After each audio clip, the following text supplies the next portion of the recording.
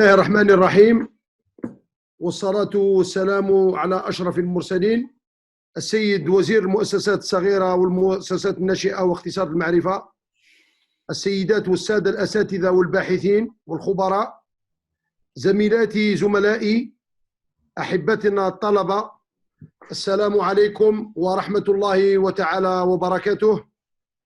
إثر هذا الشهر المعظم والعيد المبارك أتوجه للجميع بأحر وأجمل الأماني والتبريكات، متمنيا لنا الصحة والعافية ولبلدنا الرقي والازدهار.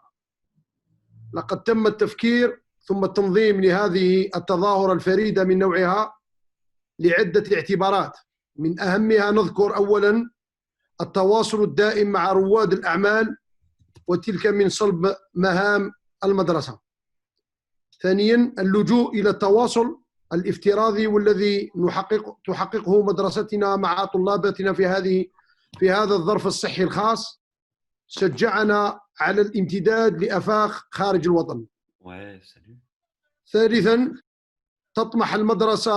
طموح المدرسة وتحدياتها المعتادة في مجالاتها وقربها الدائم من الحدث الاقتصادي الوطني. كل هذا دفعنا إلى رفع سقف التحدي، وكان هذا الأسبوع الخاص بالمقاولاتية وريادة الأعمال والابتكار والتكنولوجيات الذي يزخر بعديد الأساتذة والباحثين والخبراء من ألمع ما وجد في العالم. وفخرنا في هذا الأسبوع من شهر ماي، شهر التحام والتحاق طلبة الجزائر بالثورة المجيدة، ذات يوم 19 ماي، أن نشهد خيرة أبناء وطننا المفدى في المهجر وجاليتنا الكريمة والعزيزة تستجيب لنا وتمد لنا يدها بكل فرح واندفاع وإخلاص، فشكر لكم أحبتنا وإخواننا. إن مواكبة التطورات السريعة والمتسارعة التي يعرفها العالم اليوم من خلال التحكم غير المسبوق في تقنيات الرقمنة وتكنولوجيات الاتصال والخطوات الراهنة والعملاقة القادمة في ميدان الذكاء الاصطناعي أصبحت ضرورة مصيرية لبلدنا. هذا الوضع العالمي أثر بطريقة أصيلة ومتفردة في مجال الابتكار وكيفية التوصل إليه والسيطرة عليه وإدراجه كفن يدرس ويعلم. لذلك تغيرت وجهة مفهوم المقاولاتية نحو تصورات جديدة وهندسة نوعية تنطلق من لا شيء ليصبح هذا اللا شيء مفهوما جديدا للثروة إذا اقترن مجرد فكرة، ومن هنا يكون البدء وتكون المقاولة الناشئة التي يجب احتضانها ومرافقتها حتى تكبر ثم تنضج لتطير وتحلق إن في سماء أو كل السماوات، وتلك هي الفكرة الثورية. لا يفوتني قبل التوجه بكلمة إلى الضيوف الأجانب أن أقدم جزيل الشكر، شكرنا وامتناننا لقبول السيد وزير المؤسسات الصغيرة والمتوسطة والمؤسسات الناشئة لرعاية هذا الحدث والتفضل بالحضور شخصيا والإشراف على الافتتاح بإلقاء كلمة.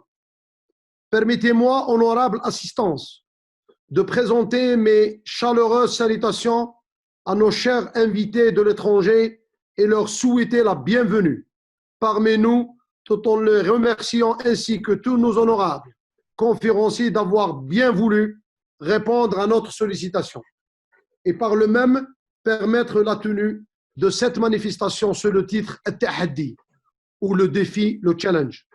Cet événement adopte un format unique par sa modalité spatiale en virtuel pour sa durée et enfin son intercontinentalité. À relever également la forte participation de notre diaspora, de notre fierté dans le niveau scientifique et les fonctions occupées nous fascinent, nous honorent, nous interpellent et enfin nous encouragent et qui produira certainement beaucoup d'ému. Un dernier point, et non des moindres, notre accompagnement pour cette première édition par Monsieur le ministre de la TPE, des startups et de l'économie de la connaissance qui nous fait cet insigne privilège et cet honneur éloquent en prononçant une allocution d'ouverture des travaux de cette grande rencontre. sans tarder, je passe la parole à Monsieur le ministre. تفضل سيد الوزير لكم الكلمة. السلام عليكم ورحمة الله وبركاته. سيد الوزير السلام عليكم. مسموع؟ صوتي مسموع؟ مسموع 5 sur 5. في البداية أود أن أحييكم بمناسبة العيد، كل عام وأنتم بخير. وفي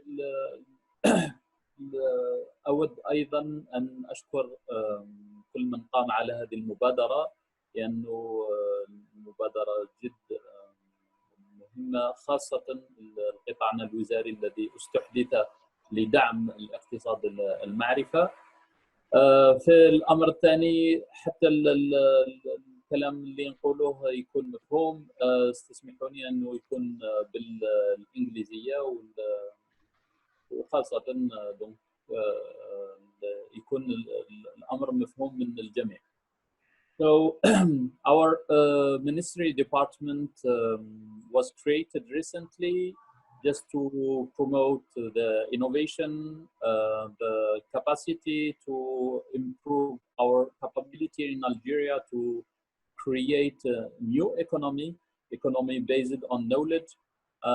As everybody know, and you are the best in all the field where you are working on, we can create many industry, we can create many products with the high added value, and it will be completely good. It will be completely good opportunity for Algeria to go from the old schema of economy to the new one.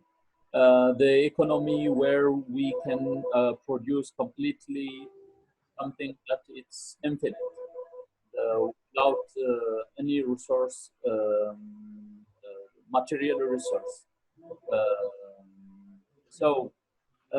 Our ministry also have the opportunity to be a new one since the independence of Algeria, that it's going to promote the knowledge economy and to put on the right way all what Algeria produced for many years ago, grain. We produce this as a product and we export it, and our diaspora is the best proof that we made it so good, but unfortunately we didn't use it. And this resources we want to not reschedule, but to go and make more benefit on it, creating a bridge for transfer of technology. Because the system of innovation here in Algeria, is based on, as we already started 2 years ago with MIT, and formerly I was in this initiative with the Habba Institute. And based on that, we have the 5 stakeholders, as MIT already mentioned that we have university, government, we have industry, venture capital, and the entrepreneur. So the entrepreneur, many of students have the capability and also want to go to the entrepreneurship. However, they lack in many things. They lack in the technology knowledge. In the university, we teach young people the knowledge, but not the know-how. We also have the industry, but the industry it's at TRL 7 to 9. And, there are no bridge between the research And the research mostly was completely based on theoretical effect and not applicated one. My admiration was always for Professor Habba regarding to his research center, working completely in something that he already said to me, that when you have innovation, you have to say, I will do it for who? And who is going to buy it for me? This is a way that we want to think about.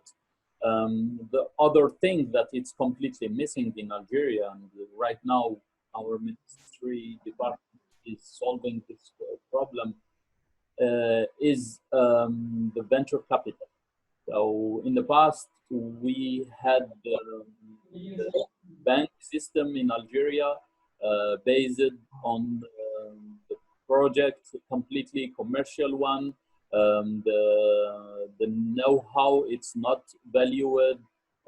When you create a startup, you don't know where to go, and many people are in the past using a friend or business angels, but it wasn't work very good as an ecosystem.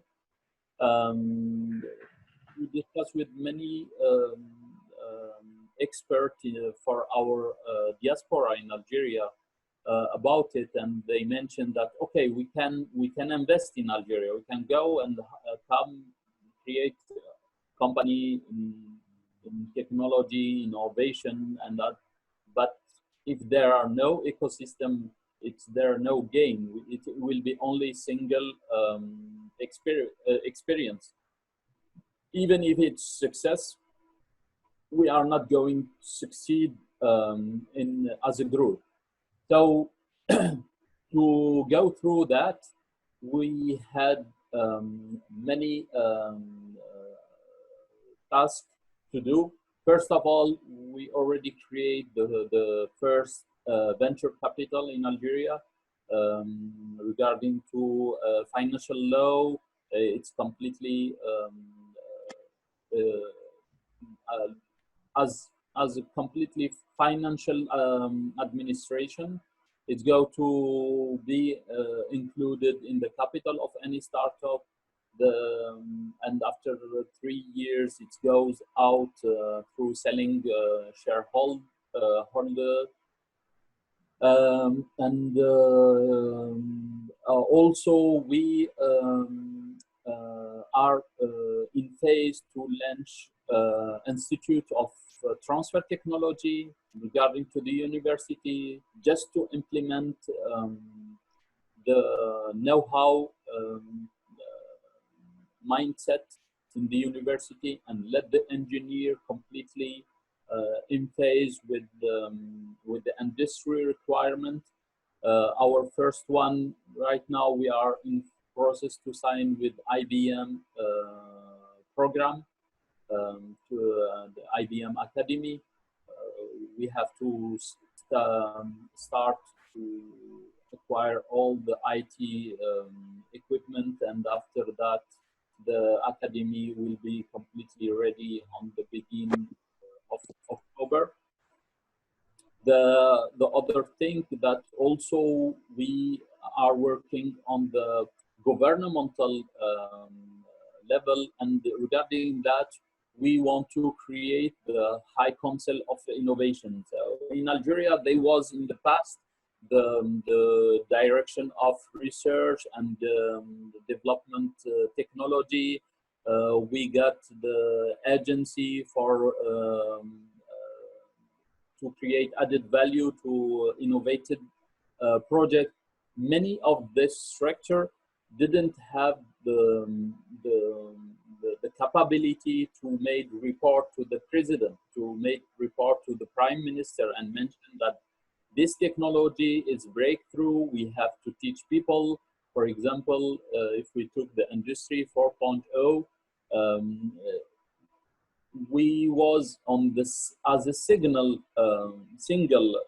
action precursor with many experts from our diaspora. But however, it wasn't massive transformation. So this phase was missing. And regarding to that, now because the IoT and all what regarding 4.0, it's completely on the top of the priority of the industry, and how to improve and made it completely upscalable and controllable industry. We have many lakes in the engineers who know how to do, how to use, how to implement, especially, for example, in farming, the smart farming, we are way far from. Yeah. We want to go through that and create institute of transfer technology in this field.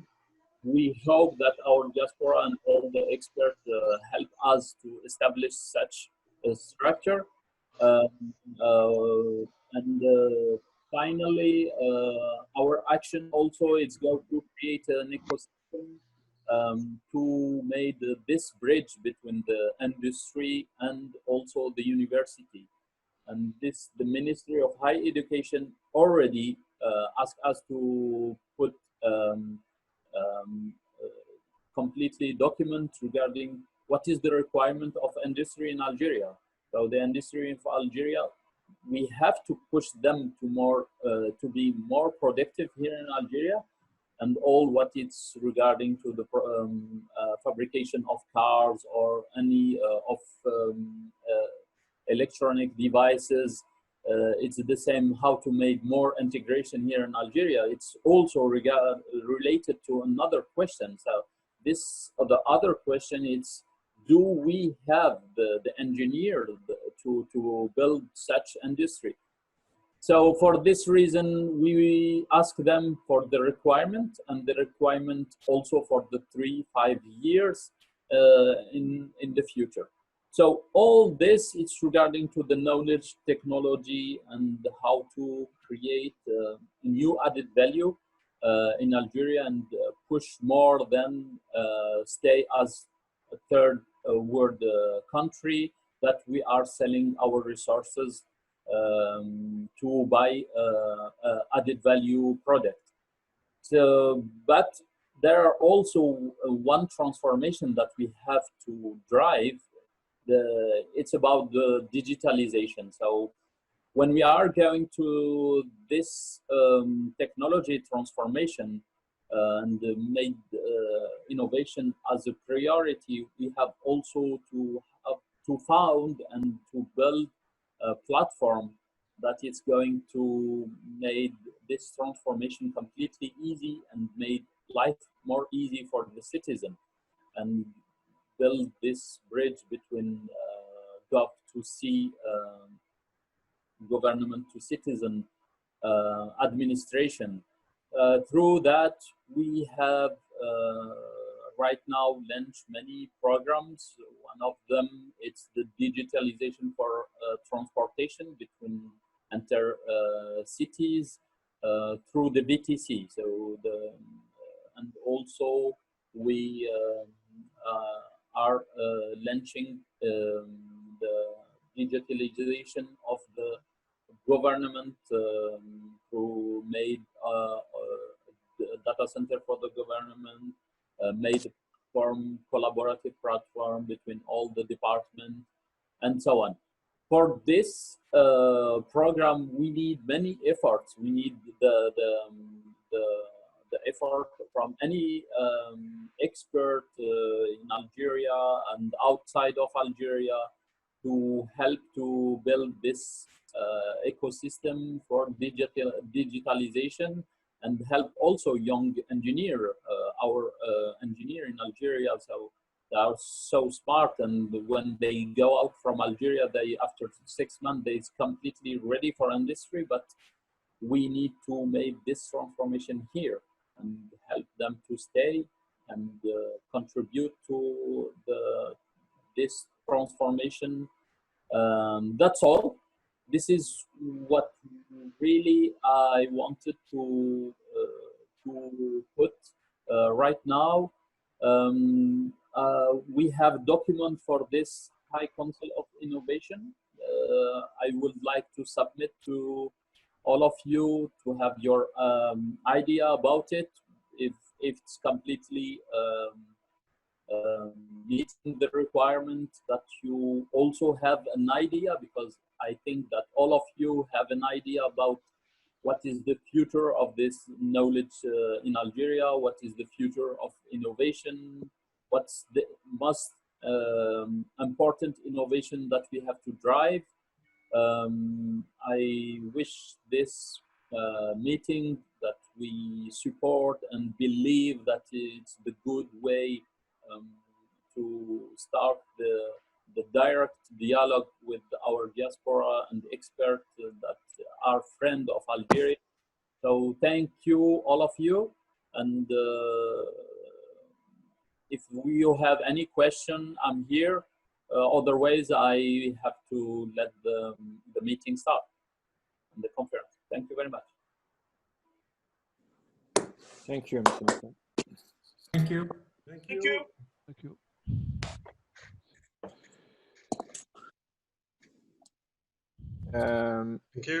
Can I have maybe one Thank question? you very much, Okay, go ahead.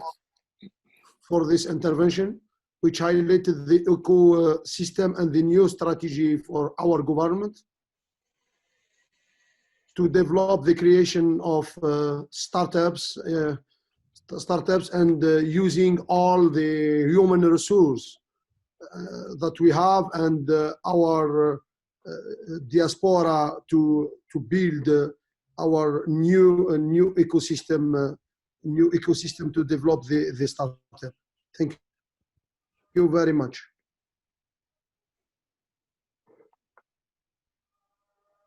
You are welcome. Thank you. Hani قل لي. Wait. Can you? Yeah.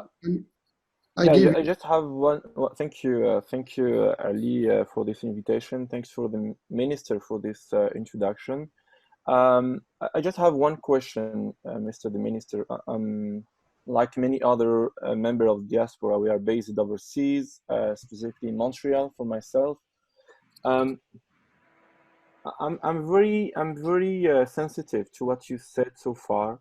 It's very fresh as a speech. I feel like you are using some keywords, very updated keywords, and when a minister talk about technology readiness level, when a minister talk about the gap between industry and innovation, and so on and so forth, that tells me that there is something that is happening. Now, when it comes to the question of trust, I think Professor Habba, with his institute and many other initiatives, either private and public sector, we are seeing it, distantly from Montreal or from overseas. Very frankly speaking, and we have some attendees from youth people in Algeria and overseas that are watching this discussion, this conversation.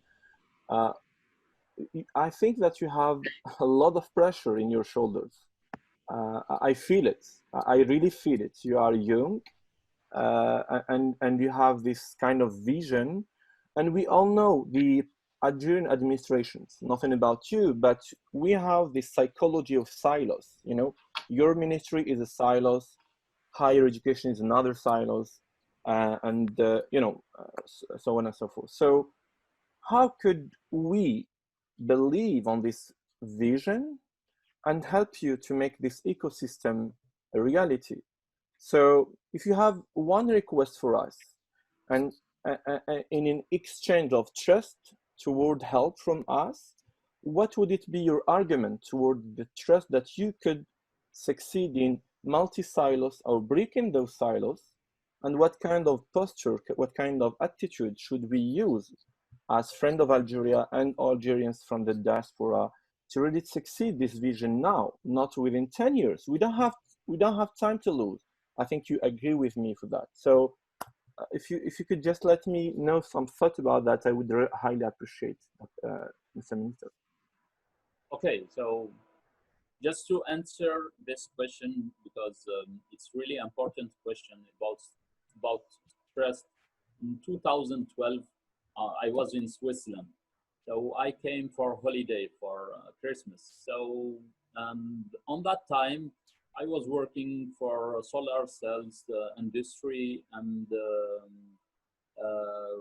one of the research center director here in Algeria asked me, so why don't come to Algeria and help us to reach the record that you are making every year? So I mentioned that we need to have some tools, and after that I can guarantee the succeed. So one of the part of the discussion was that I have to come back here in Algeria, and I did. What this director didn't did, so that he forget me. So I quit my job and I come here in Algeria, and I was completely employee for more than 8 months, because I found that the doctorate from École Polytechnique Paris, it's not acceptable in Algeria as diploma. So based on this, talking about trust, I have really good experience on what can administration in Algeria create to our diaspora, and how they push them to lose on this on pay. But regarding to my experience, I want to focus on small action. So for example, what we discussed with some of our diaspora, Professor Shiban, and we asked them, we want to make transfer technology on the embedded system for space, aerospace. So this program is completely defined. We put it on the industry, at the industry level, at the high school, not high school, so in Algeria, grandes écoles, not high school. And this program, as soon as it's on the way, it cannot be changed. Even if the political orientation change, but when we have some something that is completely accepted by everyone, it never changed. The problem with administration in Algeria is to acceptance to the change. So we have a big issue on it. Let's say for the COVID, what we cannot imagine before, that we made call conference and include the high position employee of the government. Now it's completely evident, and many other people are thinking about made it completely legal for the company, for when the company is making the board meeting in Algeria. Before the COVID-19, it was that we have to have the physical presence. So right now it's not the case. We are talking about in Algeria platform for work at home. It wasn't in the past. So the only thing that I can say, that the trust at 100%, you cannot get it, because everyone know the system is in mutation phase. We hope that the new Algeria will drive Algeria to another level, and I believe on it, and I believe hardly on it. We can just give you that we are going to drive all this changement with you to the maximum that we can. For that, the thing that it's not depending on us, it's quite difficult, and only thing that it's not depending on us is the future. We don't know the future is made of, but we know that we have the president that he's supporting us, and our ministry, it's not siloed. It wasn't put in the silot, because we were on the the knowledge industry. We work for the startup. So startup it's in agriculture, startup is in industry, startup is in hydraulic. So we work on all the field horizontally, and driving the digital transformation it's also.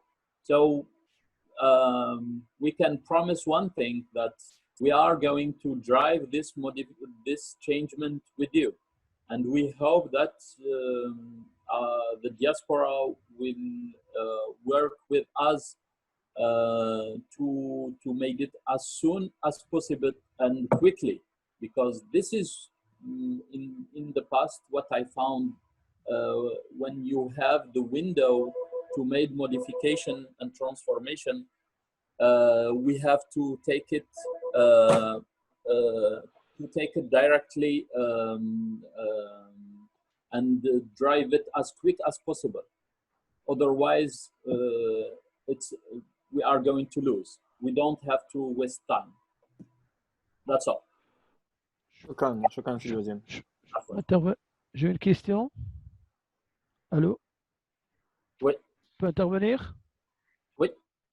Oui, monsieur le ministre, merci pour votre intervention. Docteur Remouche de Strasbourg.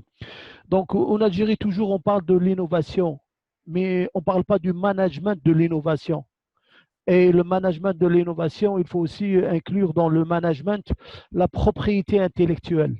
Si le système de la propriété intellectuelle n'est pas solide, moi, si je vais investir beaucoup d'argent pour innover et ma technologie elle n'est pas protégée, le système de protection en Algérie, soit au niveau des brevets, soit au niveau des marques, soit au niveau des modèles, des dessins, et actuellement, qu'est-ce qui existe en Europe avec la dernière loi européenne sur la protection du secret d'affaires et la directive européenne de 2016 et la transposition de la loi dans les 28 pays européens. Donc, il faut accompagner cette transformation technologique dans le domaine de l'innovation avec un système solide dans le domaine de la propriété intellectuelle. Moi, je vais m'investir, mais je suis sûr que je suis protégé. Je vais ramener mon argent en Algérie pour investir. Je sais que je serai protégé. C'est pas moi, je vais investir et quelqu'un d'autre il vient prendre ma technologie parce que le système il n'est pas solide. Moi, j'étais récemment à Biscaraj, nous étions aussi à pas mal de villes. Tout le problème, il faut qu'on travaille ensemble pour rendre le système de la protection, le système de la propriété intellectuelle sera au centre de cette révolution, je peux dire, dans le domaine de l'innovation. Et autre chose, il faut déjà sensibiliser les chefs d'entreprise de la propriété intellectuelle. Parce que si le chef d'entreprise il n'est pas sensibilisé de ça, parce que moi je vais intervenir la semaine prochaine sur la stratégie de la propriété intellectuelle et je veux montrer que utiliser le brevet, ce n'est pas uniquement pour protéger le brevet, parce qu'on peut gagner aussi beaucoup d'argent à travers une stratégie générale de la propriété intellectuelle. Voilà. Donc, il faut accompagner tout ça aussi. Il ne faut pas oublier le côté de la propriété intellectuelle dans cette démarche. Voilà. Merci. Merci. Merci. Effectivement, de toute façon, la propriété intellectuelle, c'est hyper important. Mais la propriété intellectuelle ouvre un débat, il est assez... en fait, lorsqu'on voit le débat qui s'est fait entre les États-Unis et la Chine concernant la propriété intellectuelle, on trouve que les pays qui sont développés et avancés au niveau de la propriété intellectuelle essayent de se protéger des pays qui veulent acquérir la technologie. Le système en Algérie avec l'INAPI, donc il y a une protection intellectuelle pour tout ce qui est brevet national, mais elle reste toujours au niveau national, qui interdit même à un moment donc l'importation d'un produit qui est similaire. Donc, lorsqu'on dépose un brevet INAPI. Donc, le seul souci, c'est que le brevet INAPI à lui seul, donc c'est pas un brevet qui est PCT et qui peut être directement protégé à l'international. Et c'est là où beaucoup d'inventeurs se font léser lorsque leur invention elle est exploitable et à titre complètement innovatif à l'international. Donc, l'autre point de la propriété intellectuelle qui n'est pas encore ancré, c'est dans la mentalité après ça. C'est carrément une conduite du changement. Donc, on doit faire des séminaires, faire comprendre. C'est la propriété intellectuelle immatérielle, donc concernant tout ce qui est immatériel. Lorsqu'on parle de logiciels, là-dessus, même les industriels, on pense que c'est quelque chose qu'on peut se permettre. Et lorsqu'on développe, à titre juste d'un exemple, lorsqu'on fait l'industrie 4.0, un industriel comprendrait directement l'installation des capteurs et l'installation des serveurs et tout, mais comprendrait mal la plateforme de la gestion, qu'elle soit payante. Pour l'industriel moyen en Algérie, donc cela représente complètement quelque chose d'un service intégré qui doit être ajouté à un service global. Et on le voit aussi même sur la facturation. Donc, lorsqu'on fait une facturation pour un service à l'export et tout, il y a beaucoup plus de prudence et on a peur, même si le service en question, c'est une exportation et qu'il y a de l'argent de devise qui rentre, et on ajoute beaucoup plus les soupçons d'un détournement que de dire qu'on a réellement exporté quelque chose. Ça c'est vrai que c'est une mentalité à changer, mais on ne peut pas la conduire si on ne va pas bâtir carrément une industrie autour. Ça peut venir avec le temps. On espère que si on arrive déjà à créer donc, l'écosystème de l'innovation à travers la mise en place de ce Haut Conseil national à l'innovation qui va carrément donner les grandes lignes donc, de comment faire la conduite du changement et comment soutenir l'innovation sous tous beaucoup plus tous les aspects liés à l'innovation. On ne peut pas faire la distinction entre les différents cas de la protection intellectuelle. Du point de vue industriel pur et dur, des fois la protection intellectuelle bloque énormément le développement. On a vu pas mal de technologies qui n'ont été développées que lorsque le brevet est tombé dans le domaine public.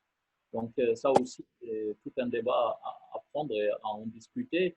Et en Algérie, l'avantage, c'est que le débat, jusqu'à l'heure actuelle, il se solde vers la distinction entre les brevets nationaux et le brevet international, et que beaucoup de brevets internationaux donc, ne sont pas du tout protégés en Algérie parce que les accords sont en cours de validation. Mais c'est tout à fait normal, c'est comme le niveau de suppression de la non-double imposition avec beaucoup de pays. Lorsqu'on a la balance qui est complètement défavorable, on refuse de le faire parce qu'on perd beaucoup plus qu'on gagne. Et c'est à prendre en considération. Voilà ce que je peux dire sur ce dossier. J'aurais une question éventuellement. Je vais donner la parole au professeur Mohamed El Hashmi, président de Ryerson University, Canada. تفضل سي محمد الهاشمي. شكرا عيدكم مبارك وكل عام وانتم بخير. Monsieur le ministre, c'est vraiment un plaisir de vous entendre parler avec une nouvelle ouverture et une très bonne connaissance du domaine de l'innovation. Je pense que ça inaugure bien pour un début, pour un nouveau système pour notre Algérie. So I'll have to switch to English. I'm extremely happy to hear you, Minister, about the ideas and the knowledge that you have about the ecosystem. I have a comment and maybe an advice. I'm not here necessarily to give you an advice, Minister, but I think our role is really to help you succeed. the most important thing is when you have an idea is to have people who can really help you to implement those great ideas. And I am very pleased to hear your message this morning. I think Algeria has to develop its own ecosystem. The mistakes that we have had in Algeria for decades is that we try just to cross the Mediterranean Sea and try to implement something because it exists in Europe, mainly in France and southern part of Europe. I don't think this will continue and this will not be successful. Of course, we have France, we have talented people in Europe, and I think it's important to reach out to them. My advice or my comment is also, we have a lot of talented people who are more than willing to help Algeria and help you, Minister, to succeed all around the world. I think it's important to really use the capacity and the ability and the skills of those people to really help you formulate a new ecosystem for Algeria. My advice on this also, I think we have a lot of people in different countries that they have strong connection with local governments. And many governments around the world, they have actually programs to help countries develop those ecosystems. I can give you my own experience from Canada. I have been in Canada for 33 years. And Canada has many programs helping different countries developing new ways of dealing with entrepreneurship and innovation. And I can tell you my own experience. Our university is all about innovation and entrepreneurship. We have had many collaboration with the Canadian government to implement some programs in India, in South Africa, in Jordan. I would suggest, I think Algeria has a very strong relationship with the Canadian government, but I'm sure that we have other colleagues and friends in other countries. You can also use them in this case.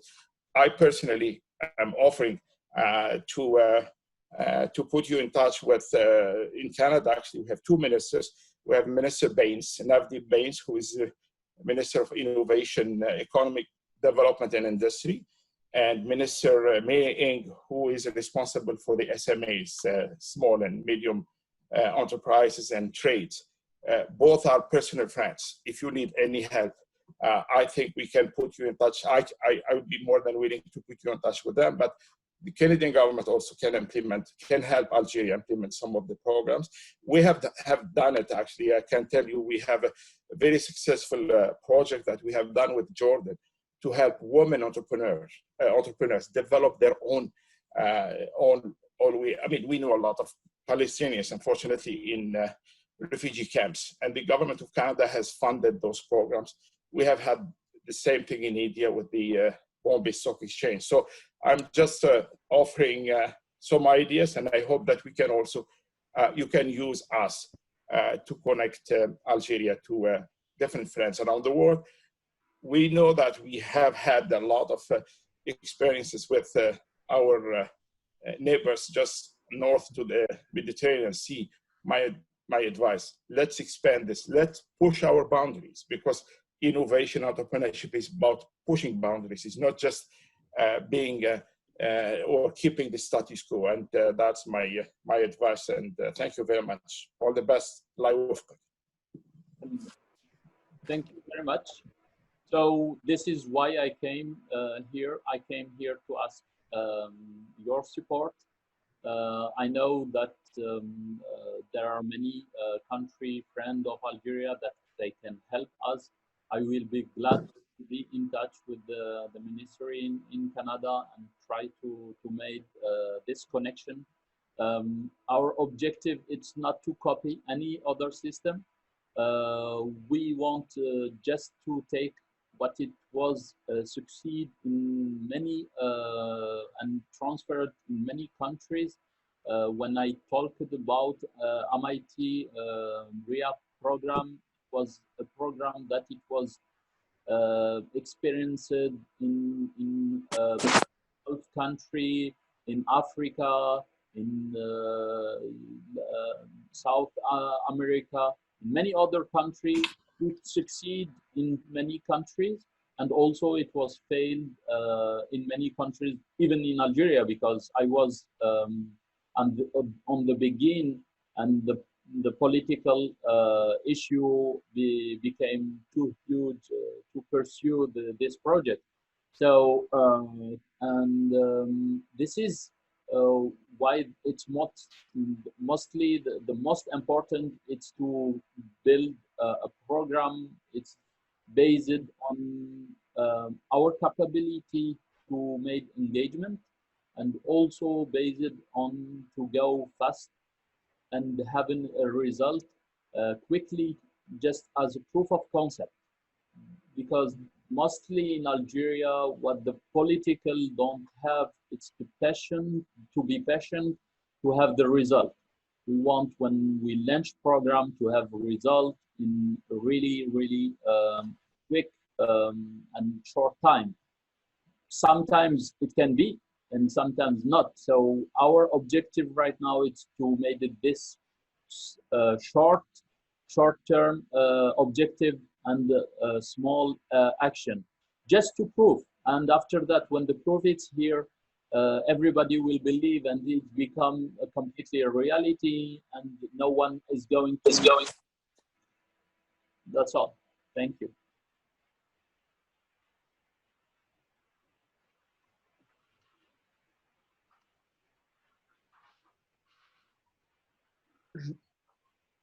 Je donne la parole. Allez, je peux donner un mot. Monsieur le sénateur, M. Fatih Alouani, تفضل مرحبا. مرحبا بك. C'est un honneur pour nous de vous avoir. Salam alaikum. Salam. Merci beaucoup, Monsieur le ministre. Vous avez été. Nous sommes ravis de votre présence parmi nous. Shukran jazilan. C'est juste pour vous donner une suggestion. Oui. Il faudrait peut-être réfléchir. Moi, j'ai toujours pensé à ça. Les visioconférences nous permettent, comme vient de le dire, l'intercontinentalité. C'est vrai que ça nous rapproche en visioconférence, mais pour être plus percutant avec notre diaspora, ne pensez-vous pas faire des grands forums qui puissent durer 3 jours, 4 jours, dans lesquels toutes les startups et même d'autres entreprises qui ont de la recherche et développement pourraient faire des B2B avec notre diaspora tous azimuts, à tous les niveaux, mais que l'État mette les moyens et puis qu'elle puisse solliciter toute cette diaspora à pouvoir venir une fois par an pendant 5 jours peut-être, et puis faire ce genre de rencontres qui pourraient être que bénéfiques pour le décollage et comment dirais-je, la charge symbolique est très forte pour faire de l'émulation pour que nos jeunes start-upers puissent être à proximité physique d'un grand professeur comme M. Habba, d'autres qui sont là qu'on ne connaît pas. Donc, et les rotations peuvent se faire chaque année. On peut toujours trouver encore de notre diaspora, on peut toujours, la prospection n'est pas terminée. D'autres niveaux, au gouvernement peuvent faire la recherche, enfin peuvent faire le tour de toute la diaspora. Mais moi, je vous suggère, pour les startups, on peut faire ce genre de rencontres qui peuvent être d'un apport considérable, parce qu'au contact direct n'est pas pareil comme la visioconférence. Je vous remercie encore une fois, Monsieur le ministre. Merci beaucoup. Juste pour répondre à cette question, donc à la première des choses, en fait, c'est la contrainte du Covid-19 qui nous pousse donc à faire de la visioconférence. Certes, il a été programmé depuis le début d'organiser les assises de la diaspora et donc de faire exactement ce que vous êtes en train de faire. Toutefois, avec une petite nuance, parce que la nuance, c'est que lorsqu'on fait ce genre d'événement tout azimut, réellement, on perd 2 choses parce qu'il y a beaucoup d'opportunités qui sont intéressantes, mais en fin de compte, c'est la réponse du marché. C'est le marché qui contrôle donc pourquoi on va innover, pourquoi on va développer quelque chose. Et là, je voudrais à exemple, un des éléments de la diaspora donc, pour nous dire on est capable de faire des plateformes IoT pour le smart farming. Donc, vous nous dites quelle agriculture est en train d'être déployée et nous, on met la plateforme. Et comment, on ne va pas l'installer nous-mêmes, mais on va prendre des entreprises basées sur des jeunes dans le domaine de la technologie et tout, et leur demander de faire l'installation. Et donc, l'innovation en soi est dans les logiciels de la gestion des fermes et non dans l'équipement ou autre. Et ce genre d'initiatives sont complètement singulières et elles ne peuvent pas être que débattues que lors d'un forum. Et c'est pour cette raison-là, on a souhaité, à titre d'exemple, dans le domaine de la digitalisation, et on va le généraliser pour l'ensemble, c'est qu'on va créer une plateforme de la bourse de projets de l'État, parce qu'à l'heure actuelle, le moteur de l'économie en Algérie, c'est le marché public. On n'est pas encore arrivé au stade où le privé prend le dessus et c'est lui le conducteur de l'économie. On l'espère, mais ça ne peut exister que lorsque la bourse d'Algérie elle sera beaucoup plus réactive, que les entreprises on cesse de s'appuyer sur les entreprises familiales, qu'on va vers des entreprises beaucoup plus structurées et tout. Mais en attendant, donc, ça sera la commande publique qui sera mise en ligne avec des besoins donc, technologiques et besoins en innovation. Et de l'autre côté, il y aura la bourse des compétences et la bourse des experts qui peuvent aider. Et le matching se fait après, donc, à la direction donc, de la start-up et la direction de la micro de mettre la relation des startups et des entreprises, des micro-entreprises en relation entre les experts et le besoin. Merci, Monsieur le ministre, pour votre réponse. Donc, je donne la parole au professeur Abdelkader Baziz, professeur en système d'information à l'université Aix-Marseille. Bien. Merci beaucoup. Salam alaikum, Aïdkoum Mubarak. Monsieur le ministre, je vous remercie pour votre intervention très, très intéressante et pertinente, surtout sur la partie innovation et sur la partie entrepreneuriat, donc, qui est bien sûr votre responsabilité actuellement au niveau du ministère et en Algérie, bien sûr. Et justement, je voudrais rebondir un petit peu sur l'intervention qui a été faite par M. Rally par rapport à l'organisation en silo des ministères, notamment votre ministère par rapport au ministère de l'Industrie et les autres ministères qui pouvaient justement intégrer un petit peu ces aspects d'innovation, des aspects de start-up. Et là, on remarque pratiquement que les startups innovantes, généralement, notamment en Algérie, ne vivent pas longtemps. Pourquoi? Parce qu'au fait, ils ont des idées innovantes, ils ont pas mal d'idées qui sont là et qui veulent mettre en œuvre à travers leur entreprise, mais derrière ça, il n'y a pas de marché. Et donc, je ne sais pas si votre ministère a des relations assez importantes, je suppose bien, avec les autres ministères, notamment le ministère de l'Industrie et de l'Agriculture et autres, qui peuvent justement là constituer, j'arrive, constituer des écosystèmes et donc encourager ces écosystèmes qui, au lieu de parler par exemple de bourse de compétences, on parle de bourse de besoins en innovation des grandes entreprises, des entreprises qui sont capables de financer un petit peu ces projets-là. Donc c'est là où je voudrais avoir un éclaircissement par rapport à ça. Je vous remercie. De rien. Merci beaucoup. Donc, ça, c'est un autre aspect dont vous êtes en train de parler. Donc, en fait, c'est l'aspect de la création du besoin. Et c'est là l'innovation, ce qu'elle peut apporter, parce que des fois, l'entreprise, elle ne connaît pas son besoin et on doit lui créer son besoin parce qu'on va lui présenter quelque chose d'innovant. Et c'est pour ça qu'on a une cellule au niveau du ministère qui est à l'écoute, qui est au niveau de la direction de l'économie de la connaissance, qui écoute complètement, donc elle est à l'écoute des idées innovantes. Et si on trouve qu'il y a une rupture complètement technologique qui peut amener un avantage, là-dessus, on peut intervenir directement auprès des ministres et de dire qu'on demande un proof of concept. On s'est basé depuis maintenant l'installation de ce ministère sur une seule chose.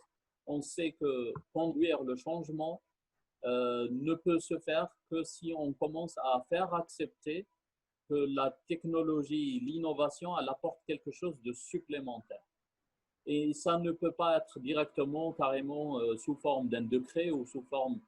Ça ne peut être qu'à travers des projets et des projets qui sont démonstrateurs. On a présenté, et tout le monde donc, maintenant se rappelle, et c'est en phase de réalisation, la digitalisation du transport interwilaya, la digitalisation du transport, on s'est basé sur les entreprises VTC qui sont existantes, en lançant un cahier de charge pour qu'elles soumissionnent et on va digitaliser l'ensemble des bus, des taxis. Ça, c'est une innovation qu'il était impossible que la SOGRAL nous le demande. Mais c'est en fin de compte, c'est un besoin qui a été mis et développé par des entreprises nationales et des entreprises étrangères qui sont actives en Algérie pour mettre des plateformes de mutualisation des moyens de transport. On peut donc facilement les transformer. On a reçu ces entreprises au niveau du ministère. Leur réponse était on peut digitaliser l'ensemble dans un délai très court, un grand maximum de 15 jours. Et là-dessus, donc, on est parti directement au ministère du Transport et on a eu l'accord direct. Et même le président de la République, il a accepté. Donc, la conduite du changement, elle se fait aussi donc, en termes d'innovation. Lorsque l'innovation elle-même, elle parle et elle présente complètement la problématique et elle donne en quoi la solution, elle apporte quelque chose de complètement innovant. Certes, il y a certains dossiers donc, qui restent en suspens.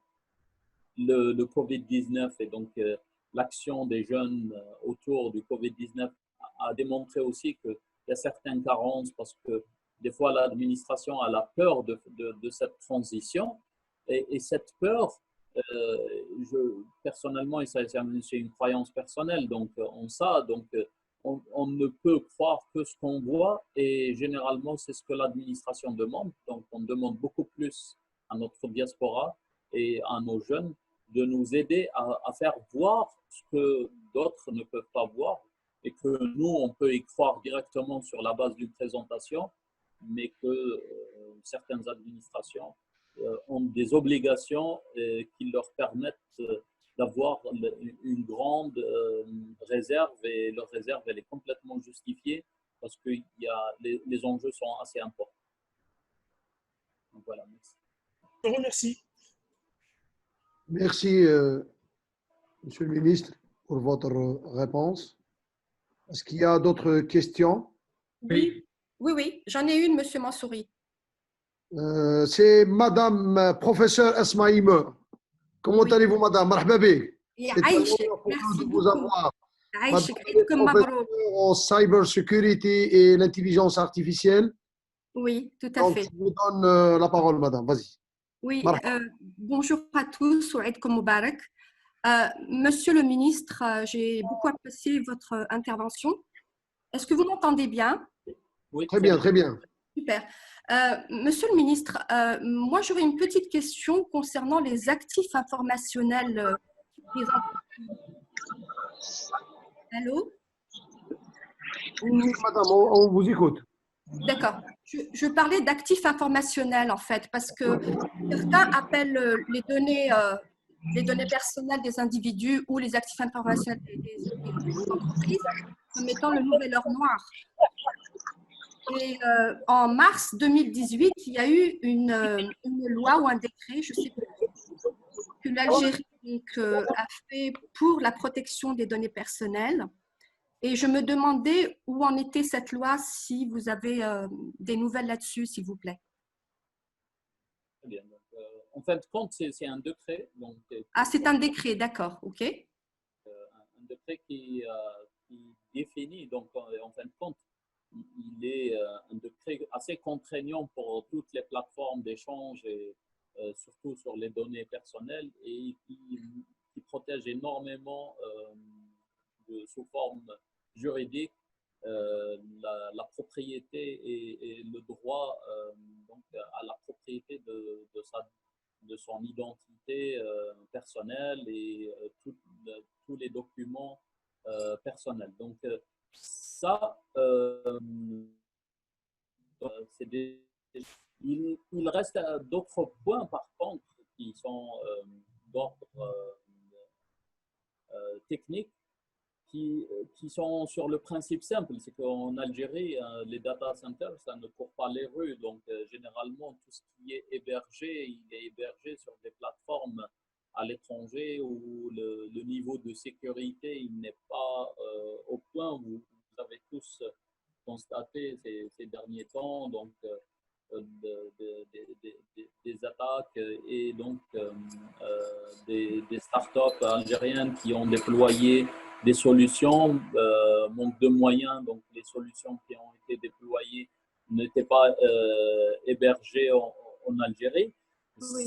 C'est un problème, c'est vrai qu'il est à prendre en considération et nous avons déjà souligné cela. Lorsqu'on parle par exemple de télétravail et des plateformes télétravail, on doit toujours parler de la protection donc, des gens à titre individuel et de l'entreprise aussi, donc à titre un peu plus privatif. Et l'autre point aussi, c'est qu'on a pas mal de startups en Algérie qui travaillent dans les big data et donc dans tout ce qui est cryptage, blockchain et tout. Mais il y a une loi qui est sortie en 2018 de ne pas développer de la crypto-monnaie, ne pas spécialiser et tout. Et donc, ça représente un frein aussi qui a été mis. Donc, on va, Inch'Allah, pour réduire un petit peu les contraintes et permettre beaucoup plus l'émergence de nouvelles, donc l'émergence de ces nouvelles technologies pour protéger l'individu beaucoup plus. Oui, tout à fait. Merci beaucoup pour votre réponse.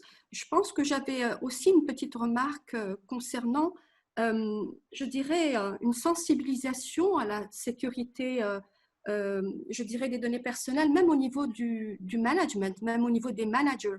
Parce que j'ai l'impression que des gens divulguent de l'information sans s'en rendre compte et ils divulguent de l'information parfois qui peut leur nuire à long terme ou à court terme, qui peut nuire à la réputation de leur entreprise, à leurs employés, etc. Et je trouve que c'est un petit peu dommage. Je pense qu'il faudrait faire un petit effort dans ce sens-là pour pouvoir faire du security awareness. Voilà, c'est juste ça. Enfin, c'est une petite remarque, tout simplement, Monsieur le Ministre.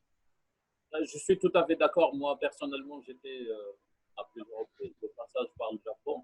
Et lorsqu'on trouve le Wi-Fi, c'est vrai qu'il est ouvert, mais on trouve directement qu'il faut une identification et tout.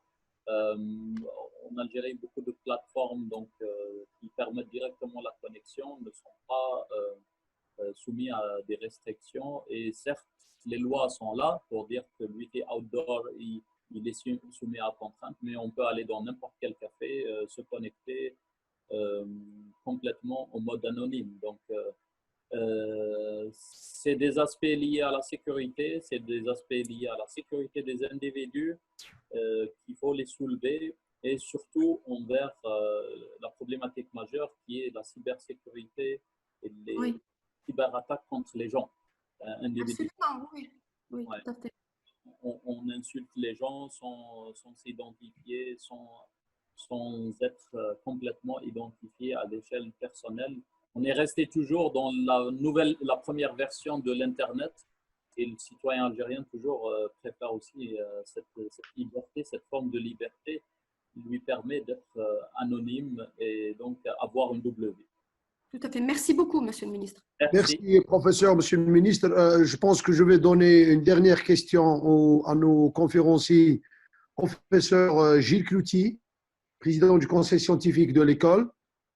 Et puis, on va juste choisir 2, 3 questions du public pour qu'on puisse passer à la première conférence qui sera animée par le professeur Lotfi Belkhair. Merci. Gilles, vas-y.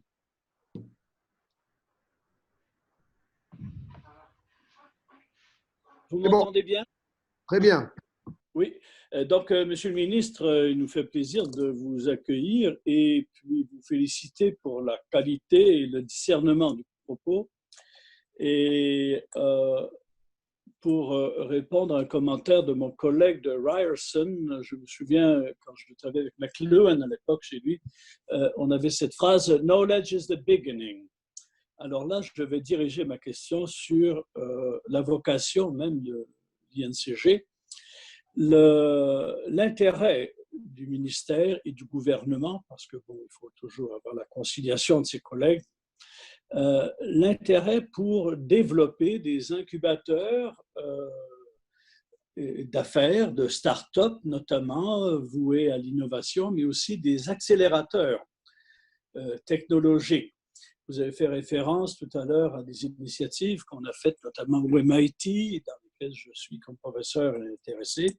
Alors, quelle est la stratégie de votre stratégie, de votre gouvernement pour faciliter ou accompagner techniquement, au plan réglementaire et financièrement peut-être, qui sait, la mise en place d'incubateurs, d'entreprises, de start-up et d'accélérateurs technologiques dans certaines régions. Celle qui nous intéresse évidemment ici, c'est la région nord-est de l'Algérie. Alors je vous remercie et vous félicite encore pour la qualité de vos propos.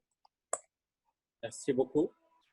Donc là, pour répondre à cette question, en fin de compte, du point de vue complètement législatif, nous avons soumis un texte qui complètement définit c'est quoi un incubateur, un accélérateur et qui protège donc du point de vue légal donc ces structures. Parce qu'une start-up, dans son accompagnement, surtout au début, elle doit s'appuyer sur des structures pareilles. Principalement, certes, que l'État peut en créer, mais on table beaucoup plus sur l'initiative privée. Le professeur Habba, c'est un exemple donc, en termes de création d'un accélérateur qui comble un petit peu le gap entre les incubateurs qui avant donc, étaient juste basés sur la formation et donc l'accompagnement sur l'entrepreneuriat. Et il y avait un gap entre devenir après une entreprise et le in-between n'était pas comblé. Donc, ça a été donc, l'initiative créée par le professeur Habba et d'autres. Notre objectif, c'est de soutenir les initiatives privées. Le texte de loi, donc, il est fait dans ce cadre-là. Et de plus que l'État, avec la loi complémentaire, il a créé un compte d'affectation spéciale pour soutenir toutes les actions liées à l'incubation. Donc, lorsqu'on a une start-up, donc le financement donc, du prototype, le financement du business plan, de l'établissement du business plan, du business model, tout ça, c'est des nomenclatures de dépenses, certes en mode equity, donc, mais c'est un fonds que l'État a mis pour soutenir l'incubation et l'incubateur lui-même, donc il ne peut être que bénéficiaire, donc du point de vue financement. Autre chose, par contre, on souhaiterait dans le futur, avec nos partenaires privés et publics, c'est de créer des incubateurs par thème thématique. Et ça permet beaucoup plus d'avoir plus de synergie. Et un des incubateurs qui va être créé prochainement, donc dans les mois à venir, c'est un incubateur au niveau des routes d'Alger, grâce à la participation de la wilaya d'Alger. dans le domaine de e-administration, donc, et la mise en place d'une entreprise que l'État a créée, donc l'entreprise du développement à l'appui en numérique, et qui sera établie à côté. Donc l'entreprise se servera donc de l'incubateur comme une pool de compétences qu'elle va consulter à chaque fois qu'il y a des projets et un besoin qui apparaît. Et ça, c'est juste un début. Donc, avec le ministère de la formation professionnelle, donc, on souhaite créer dans chaque centre de formation une maison de l'entrepreneuriat qui va être par thème, donc et par région, donc selon les besoins de l'industrie avoisinante, de mettre une maison de l'entrepreneuriat afin de soutenir les apprentis à créer eux-mêmes leur propre TPE, toute petite entreprise, et donc de soutenir le développement de l'industriel sans que la contribution soit directe ou que l'investissement soit soutenu que par l'industriel. C'est comme ça qu'on pense que le taux d'intégration dans plusieurs industries en Algérie il peut être revu à la hausse. Et on espère que cette vision-là sera accompagnée d'une réponse assez positive de l'industriel et de nos jeunes et notre diaspora principale. For you, Mr. Thank you. I give you the two questions. The first one, banking system is the backbone for the success of startups. Any plans in this direction? La deuxième question une deuxième question du monsieur Mohamed Issaad qui est consultant.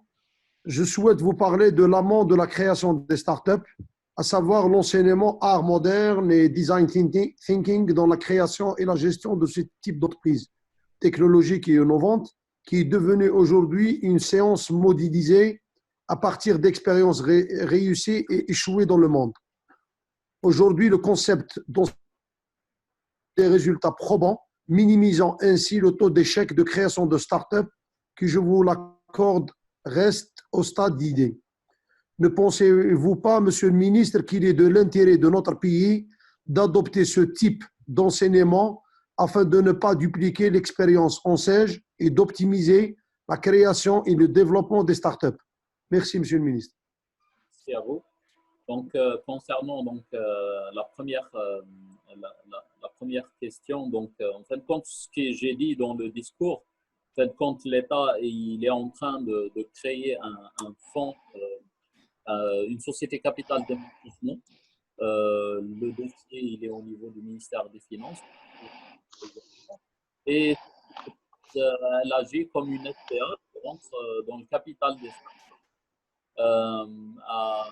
Et donc avec un apport d'associés d'action en cas d'échec, donc pas de crédit dessus. Et l'apport, c'est un apport en nature que la startup peut utiliser pour son développement. Concernant la deuxième question, donc en fin de compte, ce qu'on pense, c'est que on ne peut pas donc soutenir la startup sans soutenir celui qui commande. C'est réellement donc et ça j'ai toujours, comme je l'ai dit au début dans mon discours avec le professeur Haba, lorsqu'on a une innovation, pourquoi on l'a fait? Généralement on est tranquille à la maison, donc pourquoi se casser la tête à faire une innovation s'il n'y a pas de marché, s'il n'y a pas de besoin? En Algérie, le seul problème, c'est pour ça qu'on essaye de stimuler ce besoin, c'est que l'industrie, elle a un niveau TRL qu'elle cherche et il est complètement élevé et elle n'est pas encore descendue au niveau de réaliser un prototype avec les industries, un prototype au niveau industriel et le proof of concept. Notre objectif, c'est de ramener donc l'industriel à exprimer un besoin là-dessus et de hisser la start-up à réaliser des prototypes complètement industriels et qui permettent carrément de faire ce lien qui est le seul garant donc d'une éviction, de revoir un plan en 16 bis. Ce n'est pas notre objectif. il est évident que ce qu'on a présenté récemment donc, à travers le programme Restart, où il revoit complètement le principe de l'enseigne en essayant de créer les entreprises en fonction du besoin et le financement qu'on doit faire, on doit le faire pour les entreprises structurantes qui font le besoin et non pour la micro-entreprise qui peinera après à trouver son marché. Parce que créer le marché en haut de l'échelle de valeur, c'est plus facile que de faire de l'essaimage avec plusieurs modèles économiques complètement à l'échelle micro-économique et qui ne peuvent pas être calqués ni contrôlés de la bonne manière. Voilà, je pense que j'ai répondu donc, assez bien pour cette question. There is the end questions from Mr. Brahim bin Dabidi, our diaspora in Canada. I live in Canada and I am very interested to start a company in my lovely country. That's why I was asked these questions. Their banking system is the question. How do you think that the startups in Algeria will succeed without implementing the online payment, as well as reforming our banking system? Yes. So to answer this question, it's also completely clear. We already talked about it. We believe also that without e-banking, online payment, and instantly payment, we cannot go further in business. For this reason, we are waiting right now to two things. One, that from the Bank of Algeria, that they promise to allow all the instant payment through e-banking. When we made e-banking in 1 second, 2 seconds, your money is in the other account, so we can reduce this gap for the e-payment. The second one is the mobile payment. The platform is already acquired by the SATIM, which is belong to Finance Ministry. So, and the test will start on this June and should end in July. This is what the Minister of Finance gave me as an information, and I hope that it will be there will be no delay on it regarding to technical issue. If it's the case, the problem of the e-payment will be solved in Algeria, and we can go further for more flexible economy. So thank you very much. Merci, Monsieur le Ministre, pour votre temps que vous avez consacré afin d'intervenir durant cet événement. Je vous remercie au nom de tous les conférenciers en nous et au nom de tous les participants. Je vous remercie. Merci beaucoup. Merci à vous. Au Merci. revoir. Plaisir. Je vous souhaite bonne continuation. Merci. Merci beaucoup. Merci beaucoup. Merci beaucoup. Goodbye. See you. Merci, Monsieur le Ministre.